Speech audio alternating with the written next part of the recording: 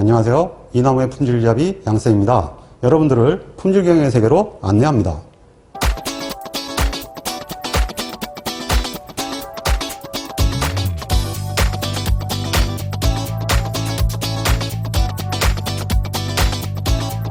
먼저 양쌤의 품질경영기사 소개로부터 시작합니다.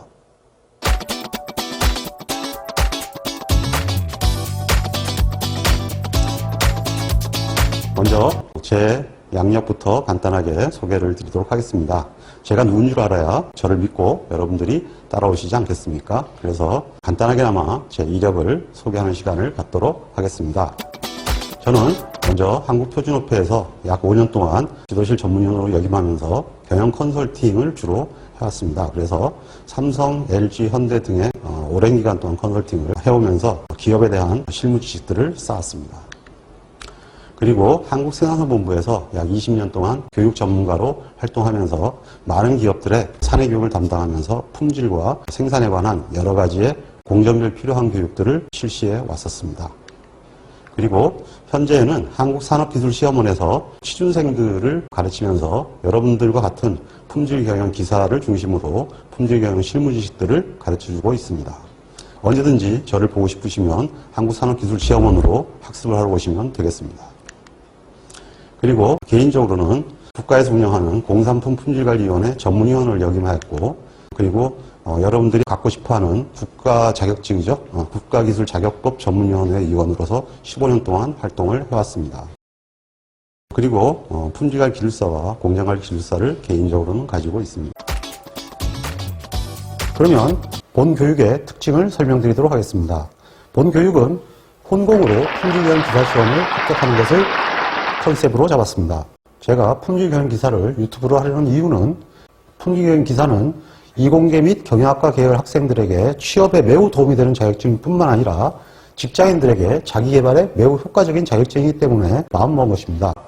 실제로 품질경영 기사 과목 중에서 통계적 품질관리, 실환계법, 신뢰성 관리는 사실상 공공이 불가능한 과목입니다. 그래서 누구나 시험에 관한 정보를 충분히 받을 수 있도록 유튜브로 수업을 실시하기로 하였습니다. 그래서 이 세 과목은 2021년부터는 유튜브 수업을 통해서 누구나 학습을 하고 시험에 임할 수 있게 될 것입니다. 그리고 이 수업은 전체적인 대학 수업에 준하는 이상의 서비스를 해드릴 건데, 이 유튜브 수업은 사실상 이렇게 댓글을 달아서 여러분들의 수업을 좀 더 흥미롭게 할 수가 있기 때문에 이것은 다른 디자인을 맡기지 않고 제가 직접 더빙을 해서 여러분들에게 진짜 중요한 포인트가 무엇인지를 확인할 수 있도록 할 계획입니다. 그래서 교육 수준을 EBS 수준에 맞게끔 진행을 하고자 하지만 사실상 이것을 제가 개인적으로 진행하다 보니까 자금난의 문제가 있어서 무조건 조금 저렴하게 구성을 하다 보니까 자본도 좀 많고 소음도 좀 많은 것은 여러분들이 이해를 해주시기 바랍니다. 대신 제가 다른 사람보다도 강의 실력이 확실히 뛰어나니까 좋은 강의로서 여러분들에게 서비스할 것을 약속드립니다. 이 교육을 하는 동안 모니터를 통해서 학습하시다 보면 특별히 교재가 필요 없습니다만은 사실상 본인이 충실히 학습하기 위해서는 무엇인가 텍스트북도 필요하고 여러 가지 자료도 필요할 것 같습니다. 그래서 이나무와 협의해서 제가 20년간의 시험 문제를 그대로 분석을 해서 수험서로 새로 재편을 해놨습니다. 근데 이 수험서를 재편하면서 일반적인 책과는 차별화를 하였는데 그 내용이 이해 팁이라든지 찍기 팁이라는 것이 이 전체 페이지에 걸쳐서 술술 풀어쓰는 노트로 병기되어 있습니다. 그래서 실질적으로 이론을 학습을 하시면서 이 이론 중에서 무엇이 여러분들이 반드시 외워야 할지, 그리고 어떻게 하면 외워야 할지를 물론 유튜버도 설명을 합니다만 전체 책에 걸쳐서 설명을 다 해놨으니까 전 과목에 걸쳐서 이 책을 참조로 학습하시면 보다 더 유용하게 학습이 될 걸로 생각을 합니다. 그리고 문제편은 지금 설명드린 대로 20년치의 문제를 완전히 분할해서 집어넣었습니다. 오직 기사 문제로만 형성이 되어 있습니다. 일반적인 참고서들은 산업기사와 기사 문제가 혼재되어 있는데 사실 시험은 기사 문제는 기사 문제대로 등록이 되어 있고 산업기사는 산업기사로 등록되어 있기 때문에 두 개의 문제가 혼용돼서 나오지 않습니다. 그리고 시험은 문제형 형식이기 때문에 기출문제들이 대략적으로 60% 정도가 계속 반복돼서 나오게 되어 있습니다. 그래서 어떠한 그 기사 과목이 됐건 실질적으로 20년간의 기출문제를 중심으로 학습을 하시게 되면은 무조건 시험은 합격을 하시게 되어 있습니다. 왜냐하면 품질교환기사 시험은 고시시험도 아니고 기본적으로 60점만 넘으면 되는 시험이기 때문에 과락 없이 기출문제를 중심으로 학습을 해주시기 바랍니다. 그래서 여러분들의 수고를 들기 위해서 20년치를 총정리하였더니 실제로 문제들이 이렇게 중복돼서 계속 나옴을 알 수가 있습니다. 그리고 이 문제는 2003년부터 2019년까지가 정리가 되어 있는데 실제로 제가 2020년도에 출제된 3년간의 문제들을 그대로 기존의 책의 페이지를 적어서 출제 문제들을 어떻게 연결이 되는지를 연결해 놨습니다. 그 내용을 보시다 보면 무려 80% 정도가 똑같은 문제 또는 유사 문제로 출제가 되어 있음을 아실 수 있게 될 것입니다. 실제로 이 책은 다른 책에 비해서 페이지 수가 굉장히 떨어집니다. 한 900페이지 정도로 구성이 되어 있는데 이 정도만 준비를 하셔도 여러분들은 충분히 이 시험을 합격할 수 있을 만큼 준비를 할 수 있게 되어 있습니다. 그래서 특히 이 문제들을 보시면은 여기에 이 출제 연도들이 적혀 있는데 이것이 굉장히 많이 출제된 것은 그 유사 문제가 엄청나게 출제했다는 얘기입니다.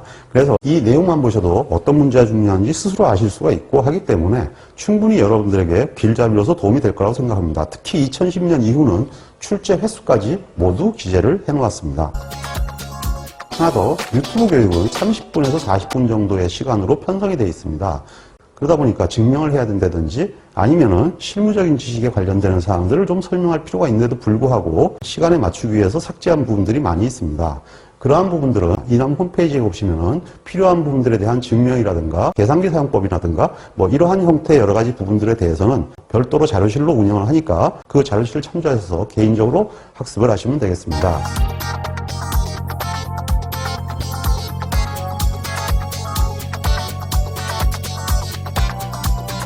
GP직이면 100점 백승이다. 먼저 공업통계학의 출제 경향부터 연구합니다.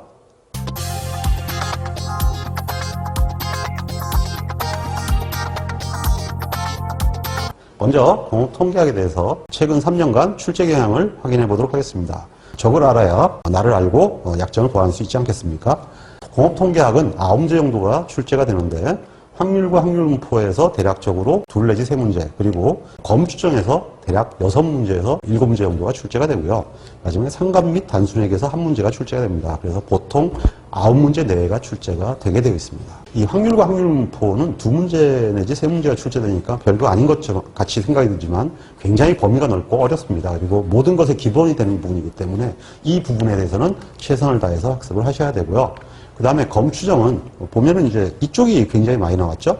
이거는 뭐냐 하면은 검추정 개론과 그 다음에 정규검정, T검정의 단일 모형의 검정들입니다. 이 부분이 검추정의 모든 거의 기본이 되고 또 뒤에 관리도의 기본이 되기도 하기 때문에 이 부분의 학습 여하가 앞으로 그 통계적 품질 관리 또는 실험계획법을 이해하는 중요한 하나의 모티브가 되기 때문에 이 부분의 학습에 많은 시간을 들이셔야 합니다. 그리고 이와 함께 이와 유사한 형태의 발전된 모형이 평균치 차이 검정과 개수치 검정입니다. 각각 1문제 내지 2문제 정도가 출제가 되게끔 되어 있고요. 그 다음에 마지막으로 적합도 검정이라고 요거는 산업기사는 출제 범위가 아니고 기사만 출제가 되는 범위가 되겠습니다. 이래서 이 부분을 다 포함해서 대략적으로 한 6문제 정도가 출제가 됩니다. 그리고 마지막으로 상관 및 단순회계는 별도 과목으로 되어 있고요. 이것은 굉장히 우리한테는 중요한 과목 중에 하나인데 기사시험에서 필기에서는 1문제가 배당이 되어 있습니다.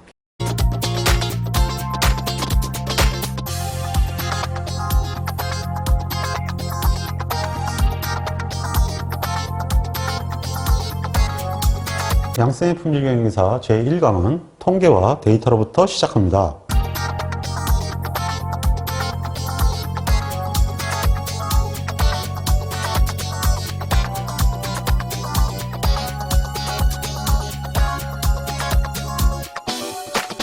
오늘의 공공 주제입니다.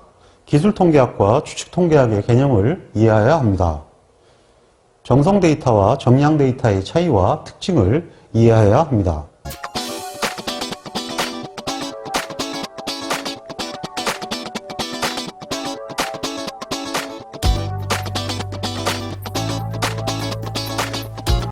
통계와 데이터의 첫 번째 주제는 통계학의 등장과 분류에 관한 사항입니다.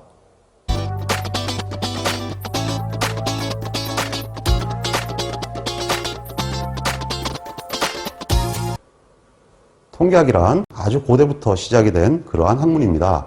근데 이게 언제부터 시작됐냐면 대략적으로 기원전 10세기경으로 유래가 올라가는데요. 그 시기에 그리스의 도시국가들이 탄생하면서 도시국가들이 자기의 미래 비전을 고민하게 됩니다. 그래서 미래에 인구가 어떻게 되고, 그리고 식량은 어떻게 될 건지, 그리고 상대방에서 경제력은 어떻게 갈 건지 등등을 검토를 하기 시작하는데, 그것을 연구하기 위해서 시작되었습니다. 그래서 도시국가를 뜻하는 스테이트와 상태를 뜻하는 스테이터스를 합쳐서 스테이티스티라는 단어가 만들어집니다. 이러한 형태의 국가를 연구하는 그 사례를 기술통계학이라고 합니다. 그렇지만 근대적 통계학의 시작은 17세기 독일, 프랑스 등에서 확률론이 등장합니다. 그때 모아브루라든지, 그리고 지금 보시는 분은 라플라스라는 분인데, 이런 분들에 의해서 확률에 대한 연구가 시작돼서 모아브루는 정규분포 모형을 만들고 그 정규분포 모형을 수식화에 성공해서 확률론의 기초를 닦게 됩니다. 그래서 일반적으로 근대 통계학의 시작을 보통 17세기형을 기준으로 설명합니다. 통계학은 처음에 얘기한 대로 국가의 상태를 연구하는 그러한 형태를 기술통계학이라고 하고, 그리고 17세기 이후에 등장한 확률론을 추측통계학이라고 하는데, 즉 기술통계학과 추측통계학으로 나눌 수가 있습니다. 그러면 기술통계학과 추측통계학이 무엇인지 간단하게 알아보도록 하겠습니다. 기술통계학은 일반적으로 자료를 수집 정리하고 요약하는 통계적 원리와 절차를 다루는 분야입니다. 그래서 데이터들을 정리를 해서 평균과 표준 편차나 또는 그림으로 그 상황을 정리해서 누구든지 그 내용을 보는 것만으로 상태를 알 수 있도록 하는 것이 기술통계학의 개념입니다. 그러니까 결국은 신하들이 내용을 정리해서 왕이 그 내용을 볼 수 있도록 명확하게 설명을 해주고 해야겠죠. 그러면 당연하게 그 사람들이 보면 알아야 될 거 아닙니까? 왜냐하면 왕이나 대신들은 수학자가 아니지 않습니까? 그 사람들 내용을 보고 모르면 안 되겠죠. 실제로 이 그림은 로즈 다이어그램이라는 건데 세계에서 가장 유명한 기술통계학 자료입니다. 이것은 나이팅게일이 크림 전쟁 때 간호사로 참전을 해서 그 참전하는 기간 동안에 치료를 하면서 그때 있었던 일을 그래프로 나타낸 것입니다. 무슨 내용이냐 하면 지금 현재 보시는 이 노란 것이 전쟁에서 크게 다쳐서 들어온 병사들인데 사실상 살릴 수 있는 가망이 없는, 뭐 그렇게 얘기하면 좀 뭐하지만 정상적으로 사망할 수밖에 없는 그러한 사람들의 비율입니다. 근데 반면에 그 당시의 병실이 너무 더러워서 어느 정도 치료를 하면 나을 수 있는 병력들이 들어왔는데 그 사람들이 전부 죽어나간 거예요. 그러니까 이것도 점점 해를 거듭되면 거듭될수록 증가하는 모습을 보이고 있죠. 물론 이 녹색은 원인 불명의 형태로 본인이 정리를 한 것입니다. 그래서 이 그래프를 그려가지고 당시에 영국 국회와 지식인들에게 내용을 보여주게 됩니다. 현재 병실이 열악해서 이와 같은 식으로 많이 사망을 하고 있다. 이런 얘기가 되겠죠. 그런 형태로 얘기를 하니까 이걸 본 사람들은 깜짝 놀랐습니다. 아니 국가를 지키라고 하는 군인들이 다쳤는데 고쳐주지는 못할 망정 멀쩡한 놈을 죽여버렸다. 이것이 만약에 여론이 들어가게 되면 진짜 정치인들 다 쫓겨나게 되겠죠. 그러니까 이 상황을 보고 나서 국회에서는 크게 반성을 하고 바로 야전전동을 수리를 해줍니다. 그래서 이렇게 깨끗한 병실로 바뀌어요. 그래서 이러한 조치 이후에 사망자는 무려 90% 이상 줄어드는 획기적인 성과를 보이게 됩니다. 그래서 이 그림을 세계에서 가장 유명한 기술통계학 자료다 이렇게 얘기를 하고 있어요. 실질적으로 딱 보는 것만으로 느낌이 와닿죠? 예, 이것이 바로 기술통계학의 매력이죠. 두 번째 통계 장르는 추측통계학입니다. 이 추측통계학은 전체를 조사할 수 없기 때문에 시작되는 그러한 통계학입니다. 전체를 조사할 수 없으니까 할 수 없이 일부를 조사하게 되는데 그 일부 조사한 것을 표본이라고 합니다. 그래서 표본 중심의 품질 관리가 되는데요. 이 표본을 통해서 접근하는 방법이 품질 관리에서는 굉장히 중요한 그런 요소가 됩니다. 품질 관리의 중요성을 한마디로 표현하면 제때 제대로 하는 것입니다. 즉 제때라는 것은 뭐냐 하면은 문제가 발생하기 직전이 제때가 되는데요. 문제 발생 전이죠. 이 문제 발생 전이라는 것은 기업에서는 좀 쉽게 표현하면 표준대로 진행이 되지 않는 상태가 문제가 발생되는 직전 상태입니다. 즉 표준이 준수되고 있으면 가장 좋은 상태가 되고, 시간이 지나면 표준대로 진행이 되지 않게끔 변화가 일어날 수가 있는데, 그 시점을 아는 것입니다. 즉 현재 표본의 상태를 보고 그 시점을 이해하는 거예요. 그러면 그거에 대한 제대로 조치를 취할 수 있겠죠. 이러한 형태의 과목이 바로 검추정이나 관리도가 되겠습니다. 그래서 이러한 형태에 관련되는 과목들을 주로 이제 배우게 되고요. 그리고 샘플링 검사도 사실 여기에 어느 정도 해당이 됩니다. 그 다음에 두 번째는 제대로 하는 것인데, 이 제대로 한다는 것은 뭐냐 하면은 정확한 표준을 만드는 것입니다.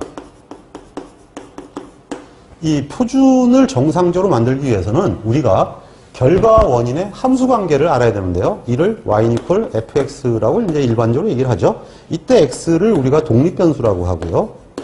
y를 이제 종속 변수라고 하는데, 이 관계를 명확히 하는 것이 중요하죠. 왜 그러냐 하면 이 y는 종속이라고 하지만 사실은 이것이 바로 우리가 만들고자 하는 제품 서비스입니다. 그리고 이 fx는 독립 변수인데 이것이 바로 뭐냐면 제품에 영향을 주는 여러 요인들이죠. 즉 설비라든지 또는 자재라든지 많은 요인들이 있겠죠. 이제 이러한 형태의 요인들이 어떤 영향을 주느냐를 알아서 이 영향 주는 요인들의 조건을 설정하는 것, 이것이 이제 바로 표준화가 되는데, 이 표준화에 관련되는 과목들이 주로 실험계획법이나 또는 신뢰성 관리가 되겠습니다. 물론 이 두 개를 포괄적으로 따지는 것이 바로 품질 경영입니다. 결국은 우리 품질 경영 기사시험은 지금 설명드린 대로 이러한 과목들 중심으로 구성이 되어 있는데, 그러다 보니까 실제로 기업을 운영하는데 굉장히 중요한 지식이라는 걸 알게 되겠죠. 왜냐하면 기업 입장에서는 표준을 제대로 만들고 표준을 잘 유지하는 것이 가장 중요한 사항일 수밖에 없습니다. 근데 품질경영 기사시험은 이 추측통계학의 바탕을 두고 있는데요. 실제로 지금 보시는 대로 바로 기업이 요구하는 그러한 4과목을 중심으로 모든 게 구성이 되어 있습니다. 그러니까 결국은 이 품질경영 기사를 취득하시는 분들을 기업이 선호할 수밖에 없다는 게 바로 이 내용입니다. 즉 양산이나 또는 양산을 할 수 있는 조건을 배우는 과목이다라는 것을 알 수가 있겠죠. 실제 우리 품질경영은 추측통계학을 품질에 관한 하나의 정보로 활용하는 그러한 과목이 되겠습니다.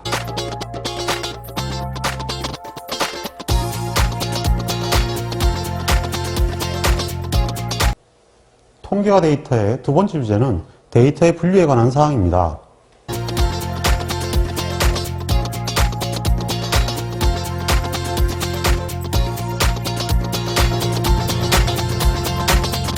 자, 그러면 표본을 통해서 얻게 되는 것을 우리가 데이터라고 하는데, 이 데이터는 어떤 유형이 있는지를 알아보도록 하겠습니다. 우선 데이터는 정성 데이터라는 것이 있습니다. 이 정성 데이터는 우리가 흔히 범주형 데이터라고 얘기하고요. 수치로도 표현을 하지만 핵심적인 사항은 평균과 표준 편차를 구하는 것이 무의미하다. 그러한 데이터입니다. 왜 그런지는 내용을 보면서 설명하도록 하겠습니다. 이 정성 데이터는 크게 두 개가 있는데요. 먼저 명목 데이터라는 것이 있습니다. 명목 데이터는 무엇을 얘기하냐 하면은 편의상 구분한 수, 이것을 얘기하는데요. 대표적인 것은 주민등록번호 같은 겁니다. 이 주민등록번호는 남자는 1로 나가고 여자는 2로 나가죠. 그리고 2000년대 이후에는 남자가 3으로 나가고 여자는 4로 나갑니다. 자, 그러면 주민등록번호를 뜻하는 자리가 1은 남자고 2는 여자인데, 그러면 인간의 주민등록번호는 1.5 이렇게 되죠. 예, 그러면 인간의 평균은 1.5입니다. 이거는 아니죠. 그러니까 실질적으로 이 데이터는 그냥 단순하게 남자 여자를 분류했을 뿐이지, 그걸 가지고 무슨 1은 어떻고 2는 어떻고 따진다는 것 자체가 굉장히 무의미한 그러한 개념이 되죠. 그래서 실제로 단순 분류를 목적으로 한 것을 명목 데이터라고 합니다. 또 하나의 정성 데이터는 순위 데이터라고 합니다. 순위 데이터는 명목 데이터와 달리 순서의 의미는 있는 데이터를 얘기합니다. 이게 무슨 얘기냐 하면, 만약에 여러분들이 대입 시험을 봤으니까 아마 순위 대입표를 받은 적이 있었을 겁니다. 그래서 이 가슴이 조마조마했을 건데요. 만약에 제가 10번을 받고 친구가 100번을 받았다고 합시다. 그러면 저와 얘는 입장이 다릅니다. 왜냐하면 저는 얘보다는 합격할 확률이 굉장히 높죠. 물론 뭐 둘 다 불합격될 수도 있고 둘 다 합격될 수도 있지만 어쨌든 번호가 중간에 끊긴다면 이 친구는 불합격이고 나는 합격입니다. 이와 같이 분명히 순위의 의미가 있는 데이터입니다. 근데 이렇게 순위의 의미가 있다 하더라도 이것은 평균은 의미가 없습니다. 예를 들면 어떤 냉면집에서 냉면 테스트를 하려고 합니다. 그래서 냉면 그릇 3개를 내갖고 와가지고 여기서 맛있는 순서를 정해달라고 했어요. 그래서 이제 또리가 냉면 콘테스트에 응해서 3개를 먹어보더니 순위를 매겼습니다. 얘는 1등, 얘는 2등, 얘는 3등이다. 자, 그러면 냉면의 평균은 2가 됩니다. 그러니까 얘가 냉면이 평균 수준이 된다는 얘기가 되죠. 그럼 이 집의 냉면의 맛은 평균 수준이 2번이다. 이렇게 얘기할 수 있겠습니까? 글쎄요. 실제로 좀 이상하지 않을까요? 또리가 냉면을 먹을 땐 얘는 별이 5개였습니다. 매우 맛있었습니다. 근데 2번 냉면은 송충이 3마리입니다. 맛이 무지 없었습니다. 왜냐하면 3번 냉면은 못 먹을 맛이었습니다. 그럼 평균이 이 3개의 평균은 무지 맛이 없다. 얘기가 안 되죠. 만약에 이것이 무지 맛이 없고 얘가 무지 맛이 없다면 얘는 정말 무지하게 맛있는데도 불구하고 평균은 무지 맛이 없다. 이렇게 된다는 얘기거든요. 얘기가 안 되죠. 실제로 이러한 정성 데이터들은 사실 평균과 표준 편차의 관점이 관계가 없습니다.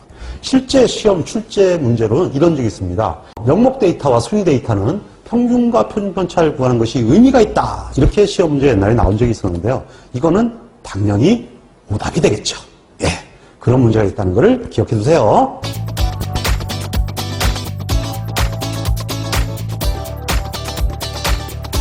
데이터는 정성적 데이터와 함께 정량적 데이터로 구성이 되어 있습니다. 이 정량 데이터는 정성 데이터하고 근본적 차이가 있는데요. 숫자로 표현되는 건 같습니다만은 평균과 표준 편차를 분석하는 것이 의미가 있다. 이것이 바로 차이점입니다. 정량 데이터는 2가지가 있는데 먼저 이산형 데이터라고 하는 것이 있습니다. 이산형 데이터는 부적합품수, 부적합품률, 부적합수 이러한 형태의 이산 데이터를 얘기를 하는데 이산형에 대한 설명은 뒤에 하도록 하겠습니다. 근데 여기서 한 가지 용어를 알고 가야 될 것 같아요. 굉장히 어려운 용어가 구성이 되어 있는데요. 이거는 KS 규격에 용어를 그렇게 정했기 때문에 어쩔 수 없어요. 무조건 외우셔야 돼요. 우선 우리가 알고 있는 단어 중에 분량이라고 있죠. 분량품이 몇 개다. 그럼 분량품 수 이렇게 되는데 이것은 분량품 수라고 하면 안 되고 시험에서는 부적합품 수라고 하셔야 됩니다. 앞으로 분량품은 부적합품이다. 이렇게 하셔야 되고요. 결론적으로 분량률은 분량률이라고 하지 않고 부적합품률이라고 합니다. 그리고 우리가 흔히 흠이 몇 개, 결점이 몇 개, 이렇게 흠, 결점 이런 용어를 쓰시는데요. 이거는 정말 이거랑 헷갈리는데 부적합수라고 합니다. 여기는 품이 없지요.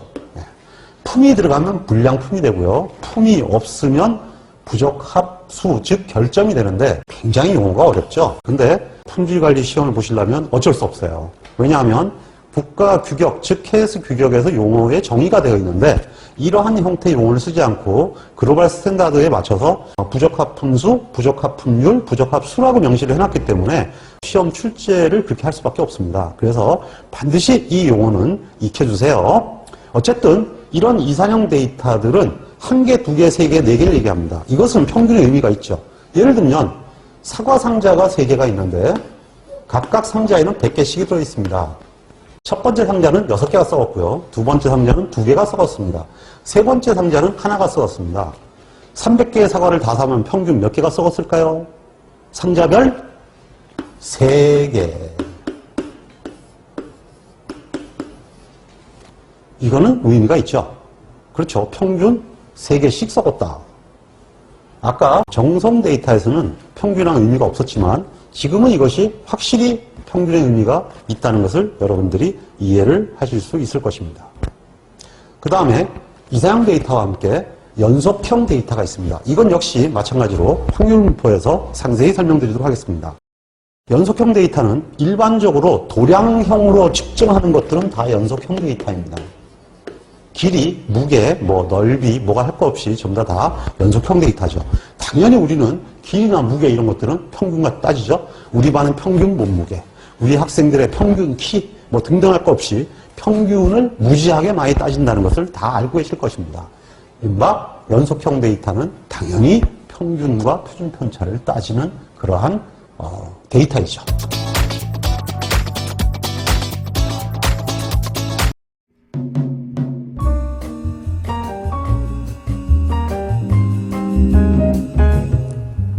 품질을 계산하는 것은 우리에게 매우 중요한 과제입니다. 품질을 계산하기 위해서는 반드시 측정이라는 과정을 거쳐야 합니다. 측정할 수 없으면 계산할 수 없기 때문입니다. 우리는 통계적 품질 관리를 통하여 측정 기술을 배우고 있습니다. 끝까지 학습하셔서 훌륭한 품질 엔지니어가 되시기를 기원합니다. 홍공 파이팅!